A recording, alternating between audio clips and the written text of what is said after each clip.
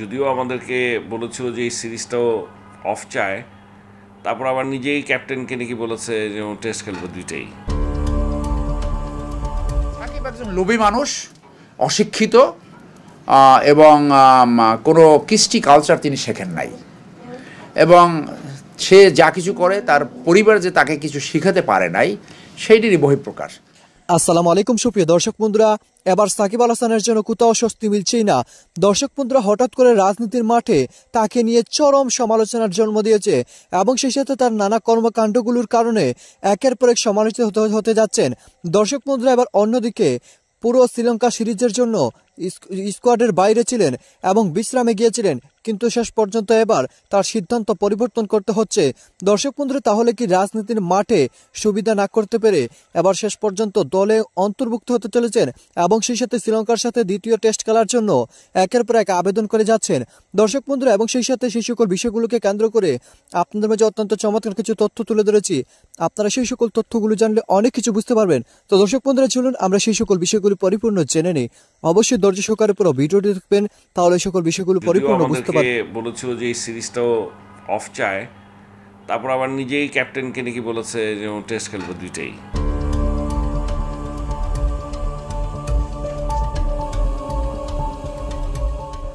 কি হয়েছে সাকিব আল হাসানের? শ্রীলঙ্কা সিরিজে খেলবেন না বলে নিজেই সরিয়ে নিয়েছেন নাম। তিনিই কিনা ফেরার জন্য ধর্ণা দিচ্ছেন সব মহলে। তবে কি রাজনীতির মাঠের নানা বিতর্ক আষ্টে পৃষ্ঠে ঘিরে ধরেছে তাকে?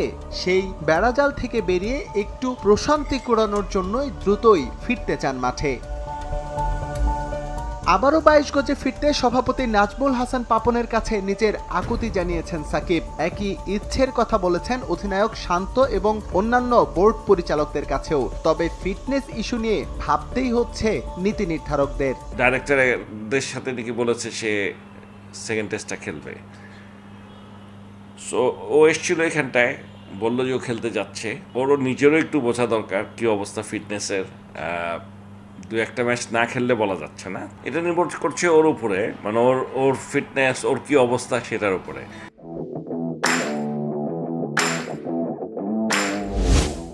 ইনজুরিতে একেবারেই টালমাটাল অবস্থা বাংলাদেশ দলের। ব্যাটে বলে কোথাও নেই অভিজ্ঞরা।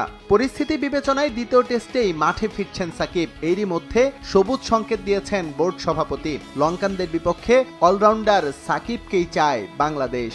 যদি সবকিছু ঠিক থাকে তাহলে সেকেন্ড ম্যাচ খেলার সম্ভাবনা খুব বেশি ওর, কারণ এই টেস্ট ম্যাচটা যে খেলবে আমাদের তো প্লেয়ারই পাচ্ছি না এখন পর্যন্ত। আমাকে যদি আপনি জিজ্ঞেস করেন, আমাদের তামিম, সাকিব, মুশফিক, রিয়াদের মতো কোনো প্লেয়ার এখন পর্যন্ত বাংলাদেশে নাই। তবে হ্যাঁ, এর মধ্যে সবচেয়ে কঠিন অবশ্যই সাকিব, কারণ ও তো হয় ব্যাটিং নাহলে বোলিং একটা না একটা দিয়ে আপনাকে কিছু করে দিতে পারবে। চমক আসছে তামিম ইকবাল নিয়েও। 2024-এ কোনো ম্যাচ খেলতে না চাইলেও বদলে যাচ্ছে পাশার দান। সেটা জানতে চোখ রাখুন এই ধারাবাহিক রিপোর্টের তৃতীয় পর্বে। এখনই তো সবচেয়ে ফিট, এখন যদি না খেলে সামনের বছর কি হবে এটা কেউ বলতে পারে? এস এম ইকবাল, সময় সংবাদ, ঢাকা। সাকিব একজন লোভী মানুষ, অশিক্ষিত এবং কোনো কৃষ্টি কালচার তিনি শেখেন নাই, এবং সে যা কিছু করে তার পরিবার যে তাকে কিছু শিখাতে পারে নাই সেইটিরই বহিঃপ্রকাশ। আপনি জানেন, কোনো এক সময় গ্যালারিতে ওর পুরুষঙ্গ দেখা গেছে, টাওয়াল পরে বসে আছে এবং পুরুষঙ্গ সেই টিভিতে মানুষ দেখেছে। তো কত বড় বর্বর অসভ্য হলে সাধারণত যারা খেলোয়াড় হয়, খেলোয়াড়রা ভদ্র হয়, ইথিক্যাল মান অনেক উপরে থাকে, তারা উদাহরণ সৃষ্টি করে, they become the ambassador of the country. তো এই লোভী ছেলেটা জুয়ার সাথে জড়িত হয়, নিজের বোনকে জুয়ার সাথে জড়িত করেছে, কোথায় শেয়ার মার্কেটে কিনছে, বাবার নাম ভুল লিখেছে ইচ্ছে করে দুর্নীতি করার জন্য, আইসিসির তদন্তে সাসপেন্ড হয়েছে। So basically he is a idiot.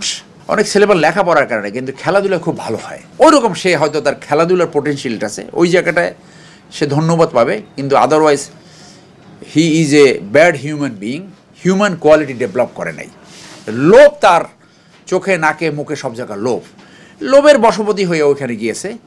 Alternatively হয়তো গোয়েন্দারা টের পেয়েছে সে বিএনএমে সদস্যপদ নিয়েছে, সে প্রধানমন্ত্রী তাকে ডেকে নিয়ে আওয়ামী লীগ বানাই দিয়েছে।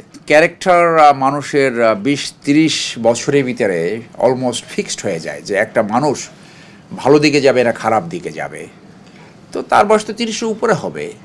সো তার ক্যারেক্টার তো অলরেডি মানুষের সামনে রিবিল্ড হয়েছে।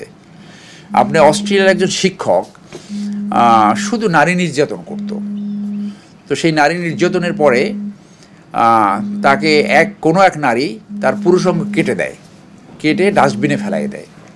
সেই ডাস্টবিন থেকে ডাক্তাররা এনে তার পুরুষাঙ্গ অপারেশন করে লাগাই দেয়। ওই টিচার সুস্থ হওয়ার পরে আবার ধর্ষণ করে।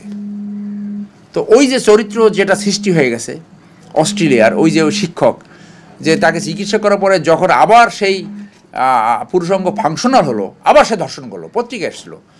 ওর ক্যারেক্টার এরকম থাকবে, এর চেয়ে ভালো কিছু হবে না। যার হয় 9তে, নাহলে 90তেও না। সো ওর চরিত্র আমার মনে হয় এর চেয়ে অগত্যা কিছু না ঘটলে সাইকোলজিক্যাল সমাজবিজ্ঞানের আলোকে, রেশনালিটির আলোকে পজিটিভ কিছু হবে বলে অন্তত আমার মনে হয় না। ও একটা ধান্দাবাজ হবে এবং টাকা কামাই করে ভিডিওটি দেখে এবং এই সকল ভিডিওগুলো দেখে অবশ্যই বুঝতে পেরেছেন আসলে সাকিব আল হাসান নানা কর্মকাণ্ডগুলোকে কেন্দ্র করে এবার যেন সারা দেশের মানুষ একের পর এক সমালোচনায় মেতে উঠেছেন সাকিব আল হাসানের নানা কর্মকাণ্ডগুলোকে কেন্দ্র করে। দর্শক বন্ধুরা, আসলে সাকিব আল হাসান রাজনীতি এবং খেলা মাঠে যে সকল কর্মকাণ্ডগুলো করে যাচ্ছেন তা অত্যন্ত বিব্রতকর। তো দর্শক বন্ধুরা, আপনারা পুরো ভিডিওটি দেখে এবং এই সকল কথাবার্তাগুলো শুনে আপনাদের কাছে কি মনে হচ্ছে? তবে কি শেষ পর্যন্ত সব দিকেই যেন সাকিব আল হাসানের অস্তিত্ব হারাতে চলেছেন? তো দর্শক বন্ধুরা, এই বিষয়ে আপনাদের মতামত অবশ্যই কমেন্ট করে জানিয়ে দিবেন। তো দর্শক বন্ধুরা, ভালো থাকুন, সুস্থ থাকুন, আল্লাহ হাফিজ।